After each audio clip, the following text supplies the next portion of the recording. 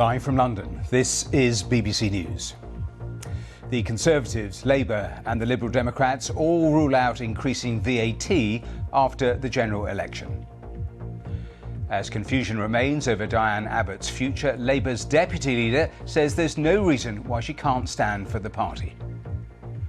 5 Bulgarian nationals behind the UK's biggest benefit fraud are sentenced. The judge says they'd systematically plundered the state's support mechanism.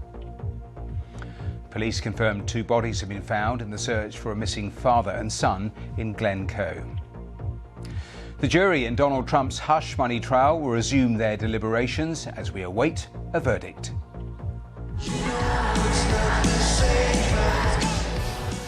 And Harry Styles' hometown sees thousands of fans on tour visiting landmarks connected to the singer.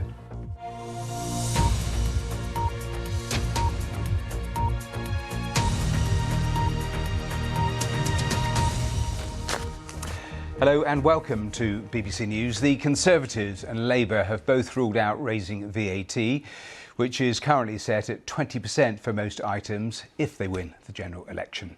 The Chancellor made the Tories' commitment in a newspaper article last night and accused Labour of planning to put it up. The Shadow Chancellor, Rachel Reeves, immediately rejected that. The Liberal Democrats also said they would not look to raise VAT or income tax. Here's our business correspondent, Theo Leggett. A week after the election was announced, campaigning is getting up to speed. The Conservatives have gone on the attack, with this ad suggesting a Labour government would put up taxes, something the Chancellor said his own party wouldn't do. 4 times this week they refused to rule out increasing VAT. Overnight we hear they are ruling it out. And when you have an economy that's turned a corner, a Labour Party that can't make up its mind on those basic questions can only mean one thing as sure as night follows day, that taxes will go up. VAT is the tax you pay on the majority of the goods and services you buy. For most items, it's levied at 20%. But Labour has been keen to shut that line of attack down. Senior figures have ruled out a VAT increase. Sir Keir Starmer, campaigning in Monmouthshire today, repeated the point. We've been really clear about not raising income tax and NI, and we've said repeatedly that nothing in our plans require us to raise tax, and that's why we've been able to set out our position on VAT as well. From the Liberal Democrats, it was a similar story. As Ed Davey enjoyed himself meeting voters in Somerset, his spokesperson was in the TV studios. We would not look to raise VAT or income tax or national insurance. What we've set out is that we would reverse the cuts in tax to the big banks. I've set out today how we would tax more the tech giants and digital and social media companies. The SNP's new leader and Scotland's First Minister John Swinney was brewing coffee in Edinburgh this morning. The party is still working on its manifesto, but has already said it wants to see a cut in VAT. But with the main parties largely ruling out increases in the headline rates of tax, national insurance and VAT, experts say their room for manoeuvre is becoming severely restricted. If we take them at their word, that is a serious constraint on their future options. Those 3 taxes are our biggest 3 taxes. Together they raise about 2/3 of total tax revenue. And it means that even if they currently have no plans to raise tax revenue in the future, if something comes along, a fiscal forecast is worse, a shock comes along like a recession or a cost of living crisis, they've really constrained their options for what they can do. They're basically taking tools off the table before they know which problems they might have to fix. Taxation and how much of your money the major parties plan to take away to fund their spending commitments is already a key theme of this election. But we can be fairly sure that today's skirmish over VAT rates is just the beginning. Theo Leggett, BBC News. Well, let's talk to our political correspondent Henry Zeffman at Westminster. Henry, tax absolutely centre stage today on the campaign trail. Your analysis in terms of what we've heard? That's right, Matthew, and it was put centre stage by Jeremy Hunt, the Chancellor, who last night made a vow: no increase in income tax, no increase in VAT, no increase in national insurance. But crucially, he claimed that Labour had a secret plan to increase VAT. The problem was, by the time his newspaper article making that pledge had been published, Labour had matched his commitment, also saying no increase in the headline rate of those taxes. So you've basically got both parties locked into the same major tax policies. And crucially, though they're battling over appearing to be the party best placed to cut the UK's unprecedentedly high tax burden, both parties, both major parties, are also still committed to leaving the thresholds, the rates at which people move through different bands of tax, where they are, rather than having them rise in line with inflation. And that means that over the next few years, whoever wins this general election, you'll have millions more people dragged into higher rates of tax. Henry, it has been interesting watching the whole Diane Abbott saga go into another day, and interesting watching each of the Labour MPs and party workers being asked about it. They've all pretty much stuck to the same line, sidestepping it, saying it's about the NEC decision, not Angela Rayner in the last little while. Absolutely not. And this is becoming really chaotic for Labour, because Angela Rayner, the deputy leader of the Labour Party, elected by Labour Party members on the same day as Keir Starmer was elected as leader, so she has her own separate mandate. She has intervened, saying she doesn't see any reason why Diane Abbott shouldn't be allowed to stand, should she want to stand, in that Hackney North and Stoke Newington constituency that she's represented since 1987.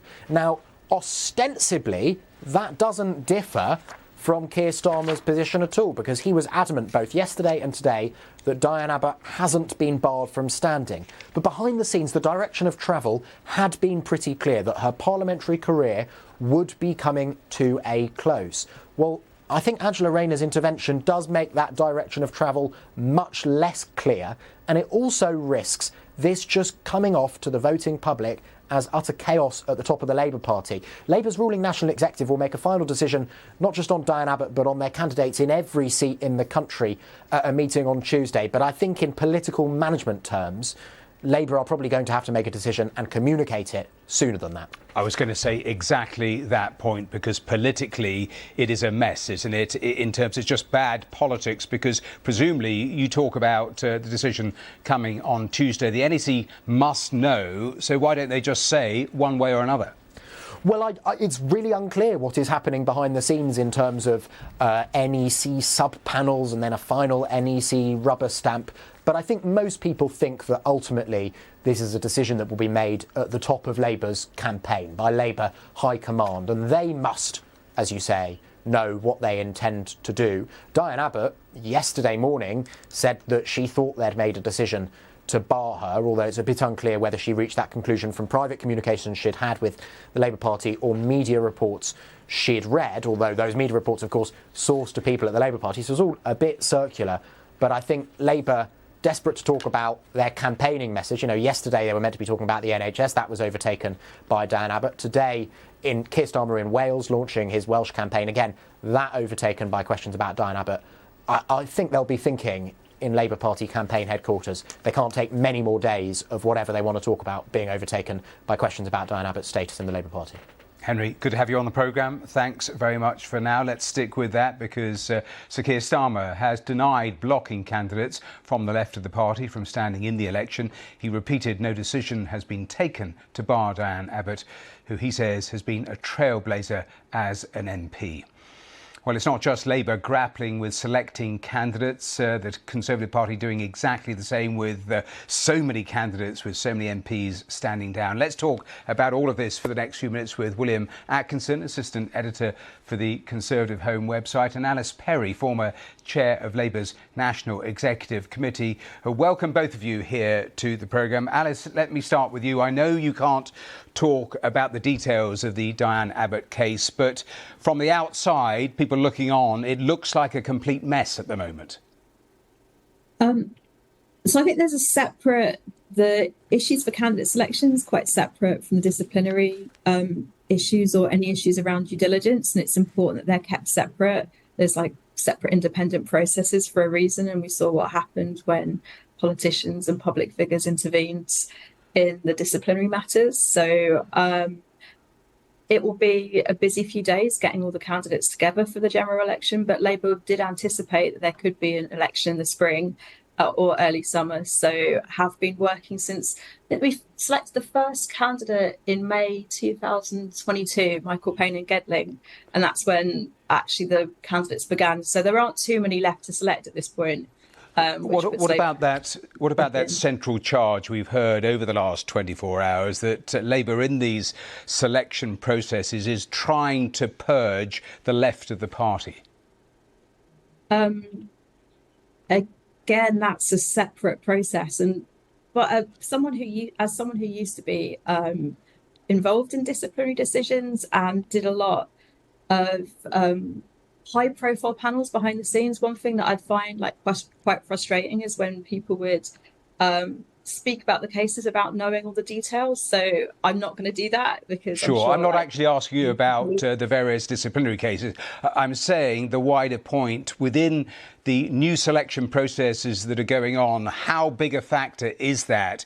Which wing of the party people come from, where their allegiances are? Because that is the charge here. As Labour selects candidates, it is being suggested that it's those who support Keir Starmer, who've been totally loyal to him, are the ones who are being selected. Okay, cool. I've got you. So there are a really fantastic selection of candidates who've been put forward for Labour at the next election. There's some, I think that we're on like 5 or 6 former veterans as well, lots of people with a variety of different experience, lots of people with local government experience too, and people with like social diversity, like all kinds of different diverse measures, and not just people from one wing of the party, because I think what's important is high quality candidates that have actually achieved stuff in public life as Labour are looking to like rebuild trust with voters. So the candidates who are being put forward at the 2024 election are genuinely some like really interesting, exciting people who make fantastic MPs. And it's not just a kind of factional thing. Having also been involved in this in the past as well, I will say that sometimes there'll be a strong front runner for a retirement seat, but other times it will genuinely be several excellent people vying for it, and it'll be hard to know who'll get that seat. So obviously it'll be a very busy few days, but there'll be some excellent candidates at the end of it. Let me bring William in because the Conservatives have, well, a bigger problem because they have more seats, more candidates to find, given we've seen so many, a raft. It's 70 plus MPs standing down. What does that potentially mean for the calibre of candidates they find to replace, given the very short timeline? Well, I think we have to sort of distinguish between the sort of seats that we're looking at. I mean, a lot of the 160 or so seats that remain unfilled are seats that are not target seats or safe seats. So those can very rapidly be filled by CCHQ with people that potentially they want to see in a safe seat in future and who they'd like to sort of blood during this campaign, or with a sort of local figure. And that can be done simply by CCHQ imposing a candidate on that particular constituency. On the other hand, as you say, a number of prominent MPs in rather safe seats have announced that they're stepping down over the last few days, such as Nadhim Zahawi or Michael Gove. And in those cases, the competition for their seats will be very competitive, and the process involves CCHQ and the association chairman essentially drawing up a list of 3 from which party members in that constituency will rapidly choose. And I think, we have a broader problem with trying to attract talented people into politics. This is happening both for the Tories and Labour because it's such a depressing job, which is paid not relatively well by the standards of the sort of people who would potentially like to go into it, and especially if Labour bans second jobs, as they've suggested, though I'm sure that don't mean shadow ministers and ministers going on LBC. And so the Tory party does have a bit of a selection problem in that sense. We have a tendency towards selecting local champions, what we call basically people who are sort of prominent in the local constituency, who are very good campaigners, but might not be future shadow ministers or ministers. And I think that's quite a big problem for the party going forwards. Just a final twin thought then to you, William. Are you worried then about the diversity, the range of types of candidates you might end up seeing for the Conservatives? And is there also a problem when people look at the polls, perhaps it's not the most attractive proposition at the moment? No, yes. People aren't blind, right? They can read the polls and they can see that they've probably got quite a long slog in opposition ahead, and that's not an attractive prospectus. And I think on these sort of diversity questions, I say a lot of people with similar backgrounds from local government and the like, but also CCHQ is quite worried that there are fewer women being selected in safe seats after sort of 20 years of trying to get more women, more ethnic minorities into Tory politics. You know, the natural demographic for a Tory party member tends to be male, of retirement age, and in the southeast. And you know, for various reasons, in the 21st century, a parliamentary party sort of comprised only of sort of men like that is not something that CCHQ is very comfortable with. Well, there we have to leave it. Alice and William, thanks so much for joining us here on BBC News as both parties grapple with actually trying to find the number of candidates they have to fill before the deadline. Let's get out on the campaign trail. Let's speak first to our political correspondent, Jess Parker. She's been travelling throughout the course of the day with the Conservatives. And Jess, just give me a sense of the campaigning that you've been witnessing today.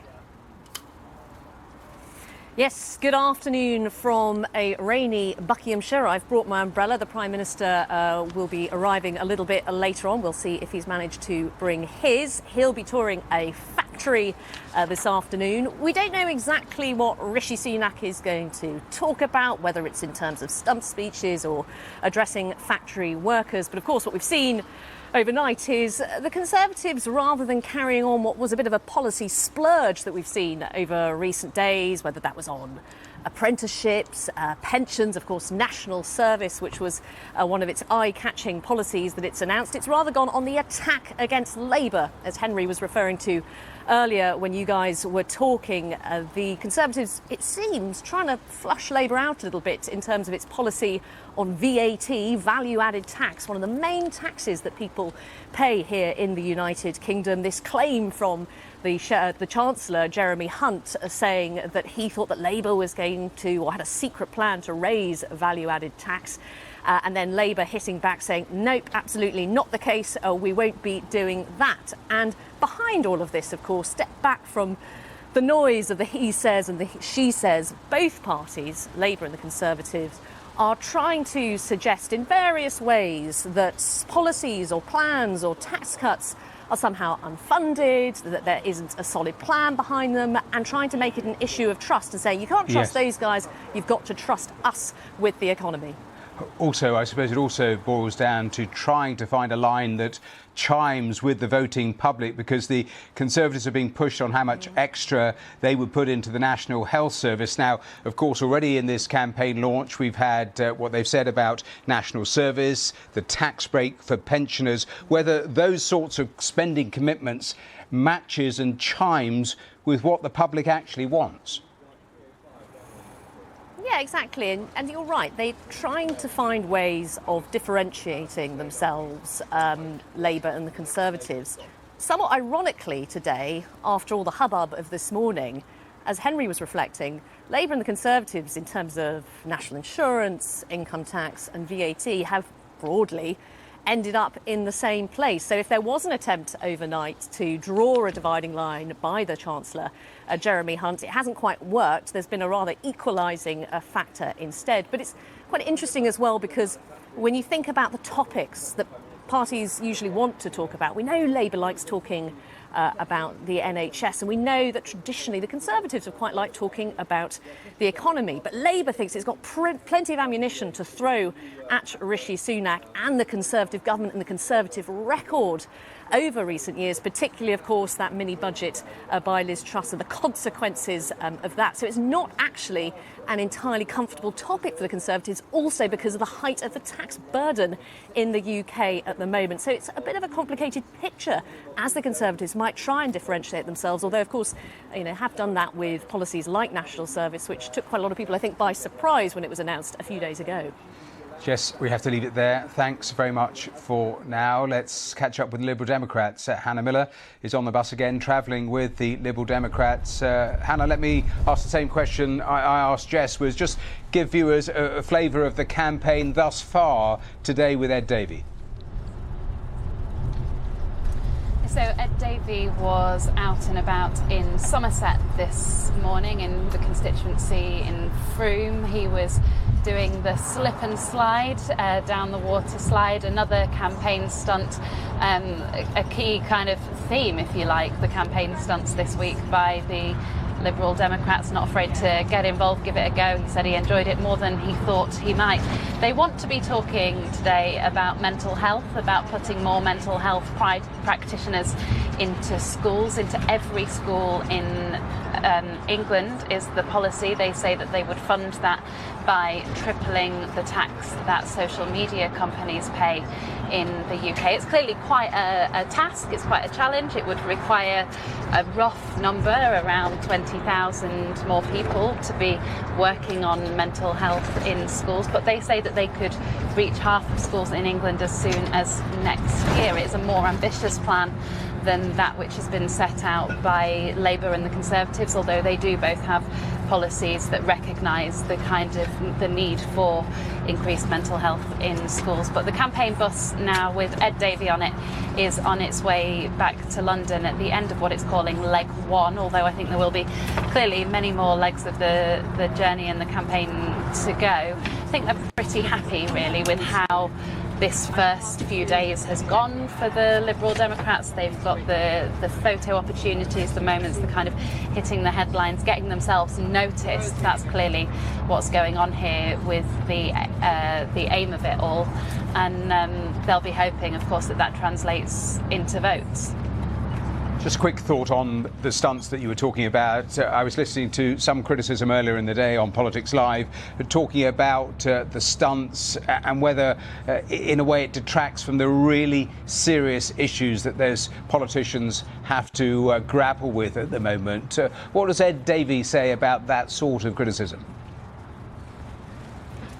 So that was put to Ed Davey earlier, and his response essentially was that while he believes that politicians need to take people seriously, they don't necessarily need to take themselves too seriously. And I think that is clearly the approach that they are taking. It's more challenging for the Liberal Democrats to get coverage, given that it's often dominated by Labour and the Conservatives as kind of the two main Westminster parties, and then all the other parties who have fewer MPs tend to find it harder to hit the headlines. And I think that is their strategy with these stunts, is just to kind of get themselves noticed, get people talking about them.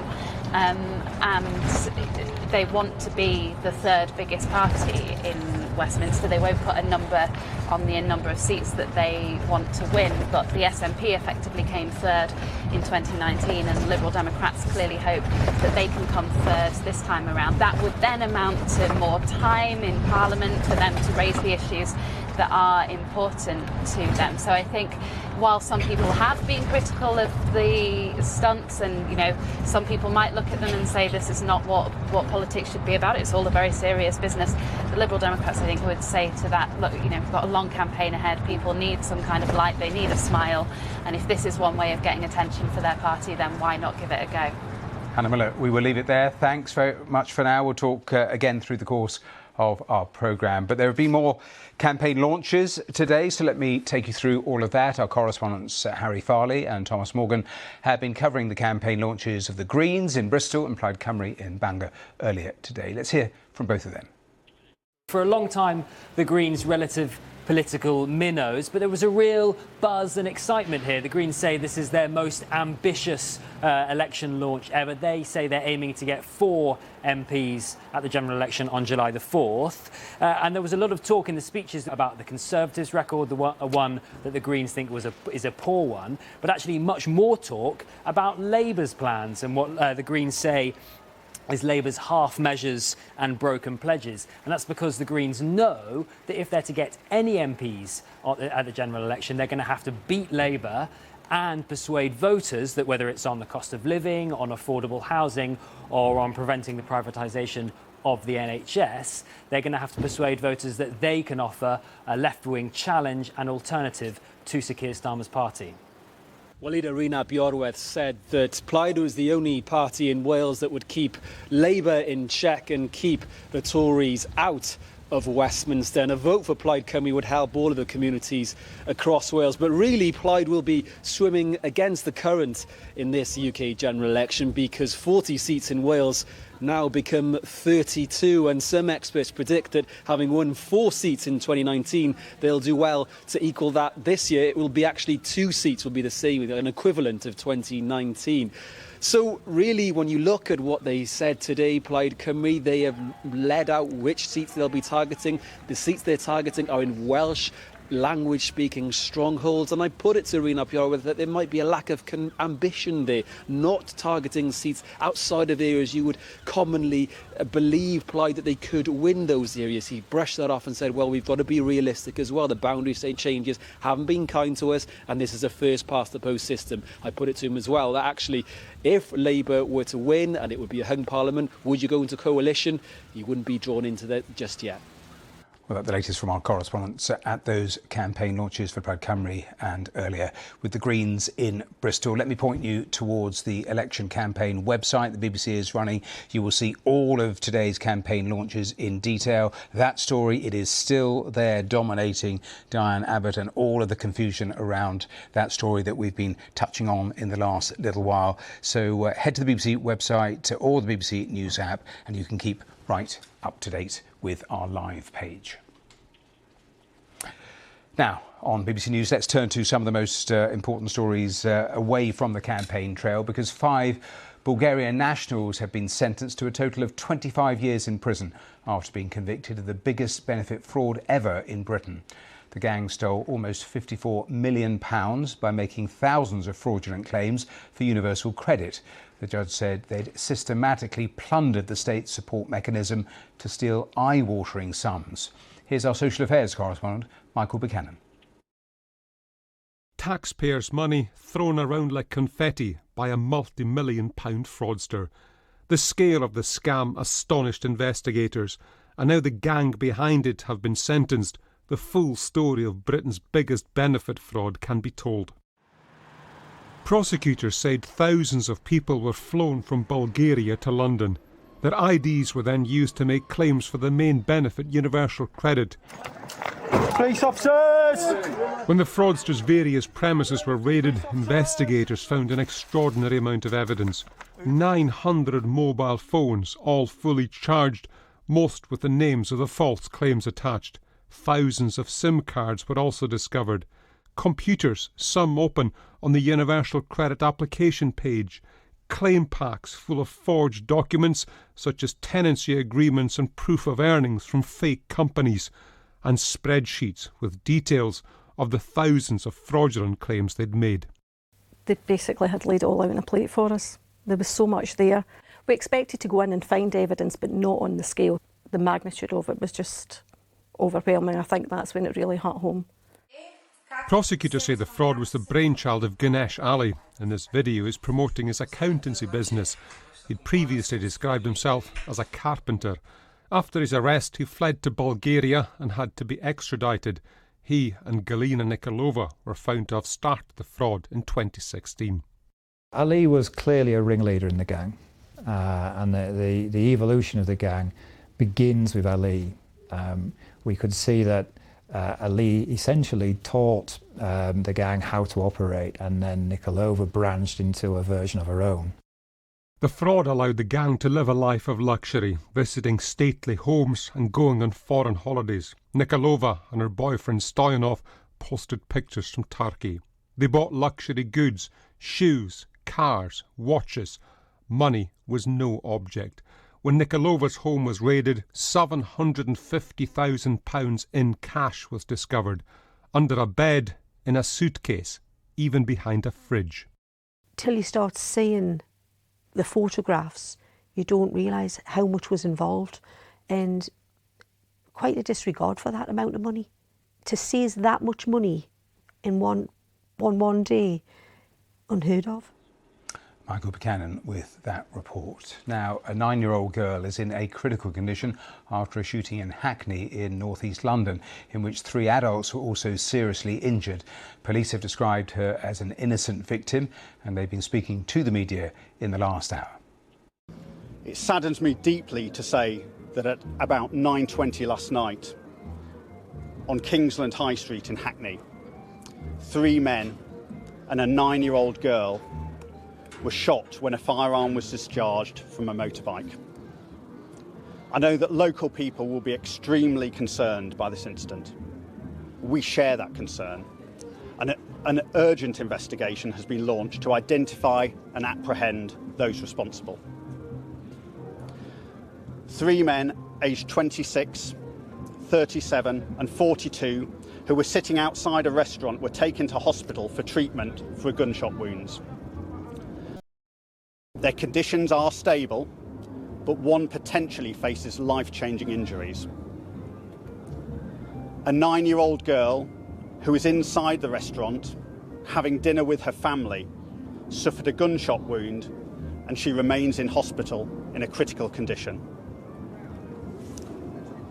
Our thoughts are with her family, and they are being supported, as you would expect, by specialist officers.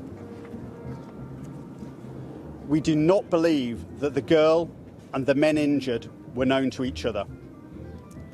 And as with any child, she was an innocent victim of the indiscriminate nature of gun crime. Police arrived at the scene within minutes of the crime being reported, and 2 crime scenes remain in place at Kingsland High Street and Calverston Crescent, where we recovered a motorbike that we believe was used in the shooting and which we now know to have been stolen. Well, the police speaking about that shooting in the last hour. If there are more developments, we'll obviously return to that. We'll catch up with weather details here in a moment. I want to just show you the live pictures coming to us from the southwest of Iceland, and you can see that volcano that again opened up and started erupting yesterday, the 5th time in 6 months, still spewing out huge amounts of molten lava. A kilometre-long fissure opening up in a largely uninhabited part of Iceland, but still spectacular pictures coming in from that. Let me tell you, here on the programme in the next few minutes, we'll be back on the campaign trail. BBC Verify will be looking through those various tax claims. Also, Donald Trump has arrived in court in New York in the last little while, so we'll bring you the latest on that as the jury resume their deliberations. All of that, though, is after weather, and that is with Darren Bett. Hello there. We are seeing a few showers today, but generally not as heavy or as widespread as they have been recently. It is a drying trend over the next few days as that high pressure tries to build across the UK. Between that and the low in the North Sea, we've got a northerly breeze that's been pushing this cloud, which yesterday gave all the thunderstorms in Scotland.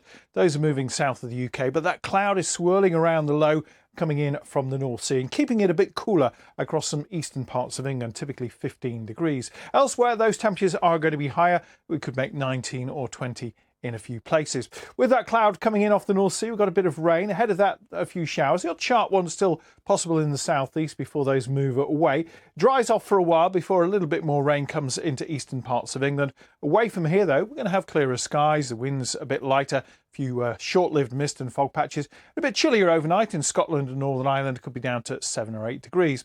Here, though, should be a fair bit of sunshine around tomorrow. We've got cloudy skies across eastern parts of England and the Midlands. Rain or showers tending to become confined into the southeast. Some late sunshine in the Midlands. Sunny skies elsewhere and quite a warm day as well with the sunshine. Those temperatures again, 19, 20 degrees. You can see where it's a bit cooler because of that cloud across East Anglia and the southeast of England, Lincolnshire too. This area of high pressure tending to build a little bit more towards the UK will tend to move most of that rain away from southeastern areas. Still the chance of 1 or 2 showers, still a bit more cloud coming in off that breeze off the North Sea, but otherwise again more in the way of sunshine. Pleasantly warm in the sunshine with the winds becoming lighter as well. It will be warmer across northern and western areas, a little bit cooler still across some eastern parts of England. Fortunes may change as we head into the second half of the weekend. That area of high pressure tending to get squeezed away as we see more cloud coming in around the top of it, heading towards the northwest of the UK. And that may well bring with it eventually a little bit of rain towards the northwest of Scotland and the Northern Isles as well. More cloud for Northern Ireland. We'll see more sunshine for England and Wales and a sunnier day with lighter winds across East Anglia and the southeast. So here it's going to be warmer. Temperatures reaching 22, maybe 23 degrees. Still quite warm for eastern Scotland, but cooler in western Scotland.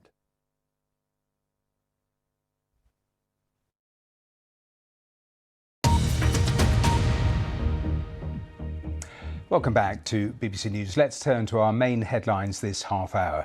The Conservatives, Labour and the Liberal Democrats all rule out increasing VAT after the general election. Here at BBC Verify, we're examining the claims from the Tories and Labour that their opponents have unfunded economic pledges that would end up costing UK families hundreds of pounds in the next Parliament. As confusion remains over Diane Abbott's future, Labour's deputy leader says there's no reason why she can't stand for the party. 5 Bulgarian nationals behind the UK's biggest benefit fraud are sentenced. The judge says they'd systematically plundered the state's support mechanism. The jury in Donald Trump's hush money trial will resume their deliberations as we wait for the verdict. Donald Trump has just arrived at the courthouse.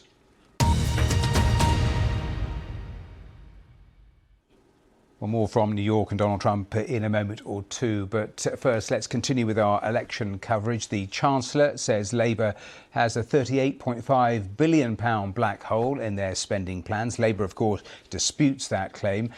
Well, our team at BBC Verify have been analysing the figures. And let's cross now to Ben Chu, who's been looking at the various claims. Ben. Yes, on the 17th of May, Jeremy Hunt unveiled a Conservative dossier called Labour's Tax Rises. This claimed that Labour had committed to £38.5 billion in unfunded spending over the next 4 years, which it alleged was equivalent to £2,094 per working household.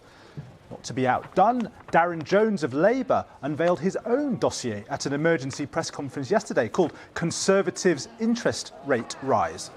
Now, this Labour dossier claimed £71 billion worth of unfunded Conservative pledges and alleged this would put people's monthly mortgage payments up by £350.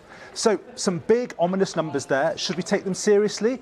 The answer is not really. This is a war of some rather dodgy dossiers.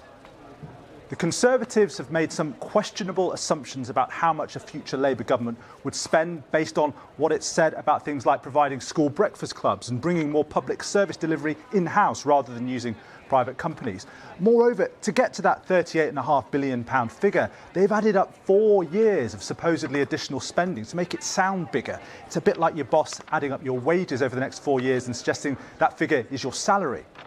As for Labour, their £71 billion figure for what they claim are unfunded Tory pledges includes tens of billions of pounds on items such as scrapping employee national insurance and inheritance tax, which seems to be general aspirations, not policy. And they get their figure for the hit to household finances by assuming this sum gets borrowed and pushes up interest rates in 5 years' time, before some of these aspirations have even been turned into policies. But economic circumstances in 5 years are likely to be very different. So treat both dossiers and those alarming numbers that flow from them with some heavy scepticism. Moreover, experts warn that both of the parties are downplaying or even ignoring something far more economically relevant to many people, which is a major squeeze on day-to-day public service spending. Let's explain. The most recent budget penciled in a 1% a year rise in overall day-to-day spending on Whitehall departments in the next Parliament. But existing commitments on protected departments, including the NHS and defence and schools, suggest 2.9% growth in spending in these big areas. The lighter area shows the probable range, by the way. And all this, according to the Institute for Fiscal Studies, means that all other departments, such as local government, justice and the Home Office, face cuts of up to 3.5% every year. Now, this is something both parties are apparently prepared to see happen, but with many public services struggling, public finance experts argue that these cuts, including to local councils, are going to be extremely challenging to deliver, to put it mildly. Indeed, many argue they are non-credible and believe there might well have to be tax rises or more borrowing from whoever forms the next government to avoid them. They say it's this subject that matters far more than the dodgy dossiers and inflated claims we've been getting in this campaign so far. Ben, thanks very much. Ben Chu there at BBC Verify. Well, the parties have had a week now of campaigning out on the road. Let's speak for the next few minutes to Kieran Pedley, who's Director of Politics at the polling company Ipsos. Welcome here, Kieran, to the programme. A pretty straightforward question, first of all. We're a week into this campaign. How much is moving? Well, it feels like we're very much at the phony war start of the election campaign. People are on half term. We're waiting for the manifestos and the leader debates. If we look at an average of the polls right now, Labour are around 20 points ahead of the Conservatives. It's pretty much where they were a month ago. Some pollsters have the lead as low as 12 points, but in reality, everyone has it at a large Labour lead, which points to a large Labour majority at this election. But of course, there's 5 or so weeks left to go. And of course, it's only, one poll, and we always say that at caveats about every poll. What have you done around looking at specific policy announcements that we've had over the last 7 days and what the public have made of them?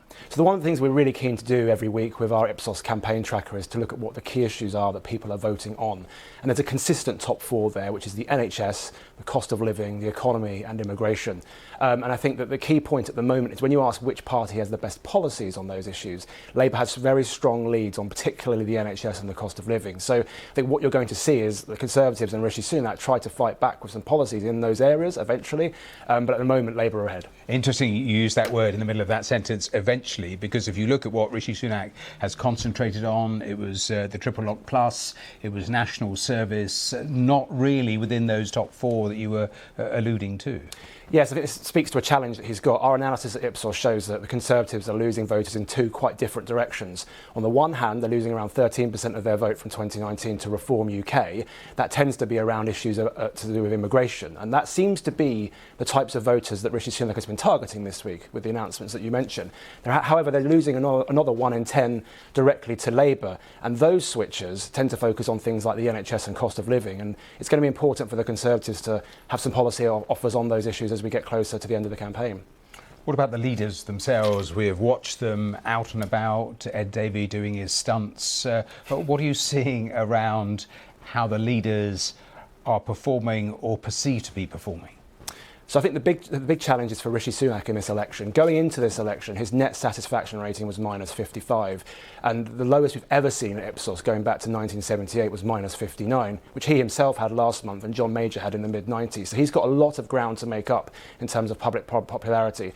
The public are a bit more divided on Keir Starmer, but when you put them head to head and ask who would be the better Prime Minister, Keir Starmer leads by 12 points. And that just reflects the wider polling position, I think. So ultimately that's going to need to change if the Conservatives are going to narrow that gap. A final thought then, because you talk about the change, you talk about the gap. In previous elections, how much movement have we actually seen over that 6 weeks period? Everyone knows that anything can happen in an election, but what tends to happen in previous elections about the size of shifts potentially you've seen? Well, of course, all elections are different, and I know we know that, but we do have to say it. I think that the election that might provide inspiration for the Conservatives in a roundabout way is one that went really badly for them, which was 2017, when Theresa May went into that election with a 20-point lead and pretty much squandered it and ended up with a hung parliament. That the Conservatives will be hoping for the reverse of that in this campaign. It is very, very rare. It requires Labour to have a particularly bad campaign and for the Conservatives to win back those disparate group of voters that I've described. It is rare, but of course, 5 weeks ago, let's see what happens. Kieran Petty, good to talk to you. Very interesting. Thanks very much indeed. Thank you. Well, plenty more from the campaign trail here in a moment or two, but let's turn away from that for a moment or two because from the Middle East, the UN says the amount of humanitarian aid entering Gaza has decreased by 2/3 since Israel began its offensive in Rafah earlier this month. Gaza's health ministry says 53 Palestinians have been killed and 357 injured in the Gaza Strip in the last 24 hours. The Israeli military says it has now established full operational control over the corridor on the border with Egypt, including the Rafah and Karim Shalom crossings, where thousands of trucks with aid are now waiting. The Israeli army say they've discovered rocket launchers and at least 20 cross-border smuggling tunnels in the area since taking control. Well, residents in Rafah say that there's been intense artillery shelling and gunfire over the past day, with people continuing to flee. Well, speaking at a meeting of Arab leaders and Chinese officials in Beijing, the Egyptian president said Palestinians must not be forcibly displaced. I call on all the relevant parties in the international community to fulfill their moral and legal responsibility to stop the brutal Israeli war. And I also call on the international community to immediately provide for long-term humanitarian assistance to the Gaza Strip. and to end the Israeli siege, and to stop any attempt at forcing Palestinians to forcibly flee their land. Well, our Middle East correspondent Yolande Knell outlines the significance of Israel's control over the Gaza-Egypt border. This is a strategically important stretch of land along the Gaza-Egypt border, which the Israeli military has now said it has operational control of. It took the Rafah crossing between Gaza and Egypt right early on in this month, close to the start of its offensive in Rafah, when it sent in ground forces. And we've seen it using this Philadelphia corridor with tanks returning to positions close to there along the border as they've carried out limited raids even in the very heart of Rafah. Now, the Israelis are saying that what they've discovered along this strip of land is very important. They've talked about 20 tunnels that they have found there, described those as being a lifeline for Hamas and other Palestinian armed groups in the Gaza Strip. They believe that a lot of weapons have been smuggled through there in the past.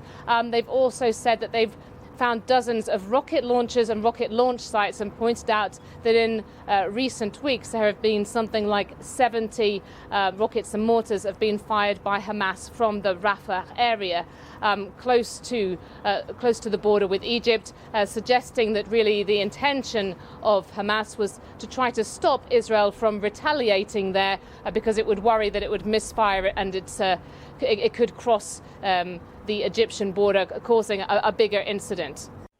That was Yolande Knell talking to us from Jerusalem. Let's hear the latest from New York. I was just watching Donald Trump go into the court in the last little while, because it's the second day of jury deliberations for Donald Trump's trial in New York. The former US president is facing 34 counts of falsifying business records in relation to a hush money payment made to the adult film star Stormy Daniels. He denies all of the charges.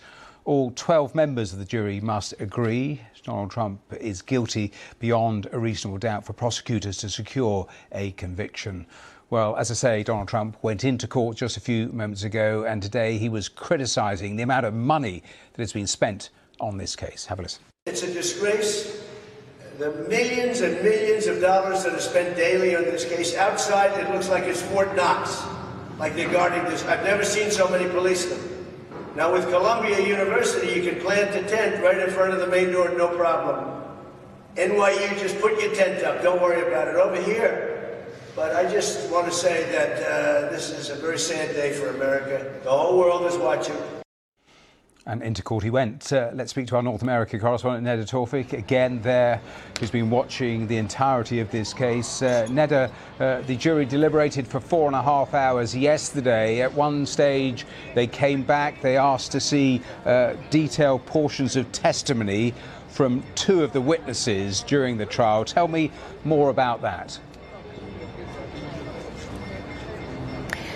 Yeah, Matthew, yesterday they wanted to get readbacks of testimony from David Pecker, who was the first witness in the case. He is the former publisher of the National Enquirer. They also wanted readbacks of testimony from the prosecution's star witness, Michael Cohen. And a portion of that testimony relates to a meeting in Trump Tower in August of 2015 between David Pecker, Michael Cohen, and Donald Trump. And prosecutors said it was in that meeting that the alleged catch-and-kill scheme was hatched. This conspiracy for the tabloid to directly help Donald Trump's campaign by, in part, buying up stories that are negative towards Trump and killing them. And so it's interesting that the jury wants to compare the testimonies of these 2 men from that key meeting. They also want to hear about David Pecker's phone call with Donald Trump. It was a phone call in which Donald Trump acknowledged knowing who a former Playboy model, Karen McDougal, was. That's a Playboy model that the National Enquirer paid hush money to. And they want testimony where David Pecker discussed his decision not to seek reimbursement from Donald Trump for that hush money payment to Karen McDougal. So those portions, Matthew, are going to take at least half an hour to read back to jurors this morning. So before they even get to start actively deliberating again today, they're going to have that testimony read back to them in court. They aren't able to have hard copies of that. And then they've also asked the judge to have some of his instructions read back to them. Instructions surrounding what inferences they can make from the evidence under the law. So that will also be around 30 pages of instructions that they'll have read back to them. So already, Matthew, we get a sense of just how long sometimes these deliberations can take. Neda, a final thought, because you've been there every day for this trial. We were just watching Donald Trump. It really is high stakes at this stage. Did he look tense to you? Yeah, Matthew, you know, I have really seen Donald Trump, I think, looking more and more worn out by this whole process. I mean, he sounded the most defeated he has yesterday when he claimed that not even Mother Teresa could beat these charges. Now, we know Donald Trump is always preoccupied with how the press is covering this. Every day he comes with stacks of articles, but trying to show the ones from conservative commentators that say this case has no merit, those who very much echo his lines. And so he tries each day to show how this case isn't perhaps affecting him. So it's been interesting to see just the hours in court certainly weighing on him. I spoke to actually one of his friends of 30 years, Steve Witkoff, and he's inside with Donald Trump now, Matthew. He's going to be there until the verdict, but he insisted to me that Donald Trump is as upbeat as he has ever been while he waits for this verdict. Neda, we'll talk again over the next couple of hours. Thanks so much. Neda Tawfik there in New York, live at the courthouse. Now, here, 2 bodies have been found in the search for a father and son who went missing after going hill walking in the Scottish Highlands. Tom Parry, who's 49, and his 12-year-old son Richie were reported missing yesterday after failing to return home to Cheshire. Glencoe Mountain Rescue say the father and son were experienced hill walkers, and police say there are no apparent suspicious circumstances. Here's Lee Milner. The landscape and history of Glencoe draws hundreds of thousands of visitors every year. It's vast and changes constantly. And while it's undeniably breathtaking, it can also be dangerous. This is where 49-year-old market researcher Tom Parry and his 12-year-old son Richie came to spend some time together on a hill walking trip after visiting Ben Nevis. But when they failed to return to their home in Alsager in Cheshire yesterday, they were reported missing, and rescue teams began to search the area. Last night, 2 bodies were found. Police said formal identification still has to take place, but Tom Parry and his son's family have been made aware. Their car was found in the Three Sisters car park in Glencoe, where they set off from on Tuesday. Glencoe itself, this particular area, is not the trickiest to walk in, providing you are prepared. But if you're not prepared, then unfortunately there can be pretty grave consequences. Inquiries into this incident are ongoing, but officers say there are no apparent suspicious circumstances. St Mary's Church in Alsager says it will remain open for anyone who wants to offer their condolences and prayers to all their family and friends who are now coming to terms with this shocking and devastating news. Lee Milner. You're watching BBC News. We'll have a full weather forecast here in a moment. I want to squeeze in one more story because every year thousands of fans of the pop star Harry Styles flock to the Cheshire village where he grew up. Well, starting next week, his supporters will be able to get a closer look into his life on a new guided tour of his old stomping ground. Our cultural reporter Noor Nanji has this report.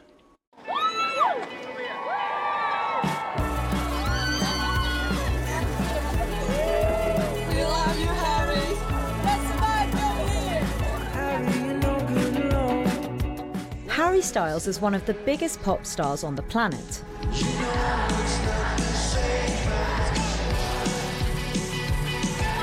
Starting in One Direction before launching a successful solo career. He shot to fame on The X Factor. Since then, the village where he's from has become a must-see for fans, known as Harry's. Due to the weather today, the walk down to the viaduct itself will be quite muddy and challenging, so we have... Now, people visiting Holmes Chapel are being offered a new walking tour. More than 5,000 fans are thought to have visited this village last year. That's almost equal to its entire population.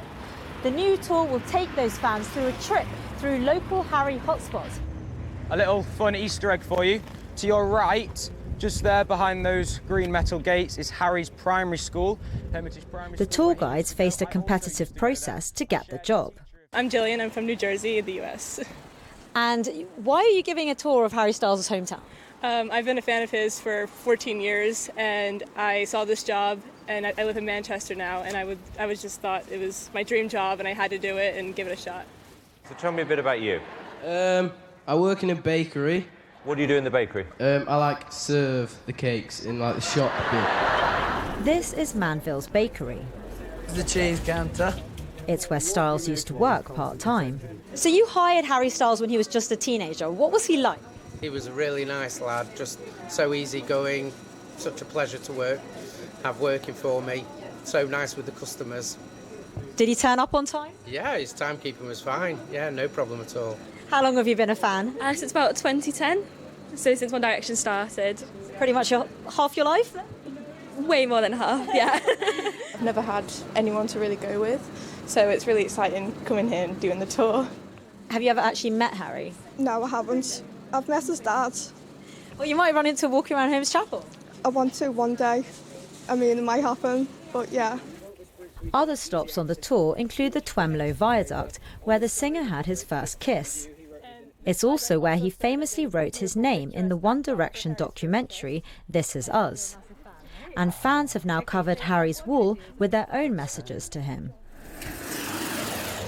Behind it all, there's an important safety message. In the past, fans made their way to the viaduct using this road, but locals say it's dangerous. By taking visitors in another direction, on a traffic-free route, tour organisers hope to keep them safe. Back at the viaduct, and I couldn't go without leaving my own heart. Slate heart, that is. Nora Nanji, BBC News in Holmes Chapel. Now, let's end this hour by taking you back to those live pictures from Iceland. That volcano continuing to spew out molten lava and gases, but we are told from local officials the winds are expected to carry those poisonous gas pollution away from the capital, Reykjavik. This, of course, the fifth time it's erupted since December. Yesterday, lava was flowing over the main road that runs towards Grindavik, that town that had been evacuated, but only a few people have returned back to Grindavik. No reports of any injuries. Let's move from that to our weather details. Here's Darren Bett. Hello there. We are seeing a few showers today, but generally not as heavy or as widespread as they have been recently. It is a drying trend over the next few days as that high pressure tries to build across the UK. Between that and the low in the North Sea, we've got a northerly breeze that's been pushing this cloud, which yesterday gave all the thunderstorms in Scotland. Those are moving south of the UK, but that cloud is swirling around the low, coming in from the North Sea and keeping it a bit cooler across some eastern parts of England, typically 15 degrees. Elsewhere, those temperatures are going to be higher. We could make 19 or 20 in a few places. With that cloud coming in off the North Sea, we've got a bit of rain. Ahead of that, a few showers. The odd sharp one still possible in the southeast before those move away. Dries off for a while before a little bit more rain comes into eastern parts of England.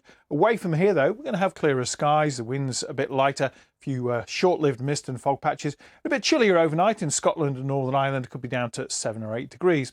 Here, though, should be a fair bit of sunshine around tomorrow. We've got cloudy skies across eastern parts of England and the Midlands. Rain or showers tending to become confined into the southeast. Some late sunshine in the Midlands. Sunny skies elsewhere and quite a warm day as well with the sunshine. Those temperatures again, 19, 20 degrees. You can see where it's a bit cooler because of that cloud across East Anglia and the southeast of England, Lincolnshire too.